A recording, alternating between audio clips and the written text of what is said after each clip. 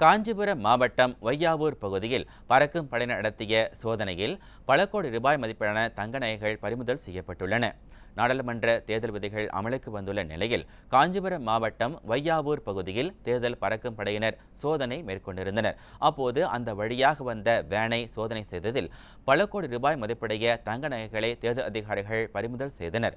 மேலும் இது குறித்து நடைபெற்ற விசாரணையில் பிரபல தனியார் நகைக்கடையில் இருந்து தங்க நகைகளை டெலிவரி செய்வதற்காக எடுத்து வரப்பட்டது தெரிய வந்தது. இதையடுத்து வாகன ஓட்டுநர் மற்றும் தனியார் நடையிடம் அதிகாரிகள் விசாரணை மேற்கொண்டுள்ளனர். திண்டுக்கல் மாவட்டம் நத்தம் அருகே ஆவணங்கள் இன்றி கொண்டு செல்லப்பட்ட மது பாட்டில்கள் மற்றும் பெட்ரோலை தேர்தல் பறக்கும் படை அதிகாரிகள் பறிமுதல் செய்தனர். தேர்தல் தேதி அறிவிக்கப்பட்டுள்ளது இடையில் தமிழகம் முழுவதும் பறக்கும் படை அதிகாரிகள் சோதனையில் ஈடுபட்டனர். இந்த நிலையில் நத்தம் அருகே கோட்டையூர் நல்லூரைச் சேர்ந்த பழனிசாமி என்பவர் உரிய ஆவணங்கள் இன்றி கொண்டு சென்ற 43 குவார்ட்டர் பாட்டில்கள் மற்றும் 40 லிட்டர் பெட்ரோலை பறிமுதல் செய்த பறக்கும் படையினர் அவற்றை நத்தம் காவல்துறை வசம் ஒப்படைத்தனர். குளித்தலை சட்டமன்ற தொகுதியில் தேர்தல் பறக்கும் படை அதிகாரிகள் உரிய ஆவணங்கள் இன்றி கொண்டு வந்த 3,38,388 ரூபாயை பறிமுதல் செய்தனர்.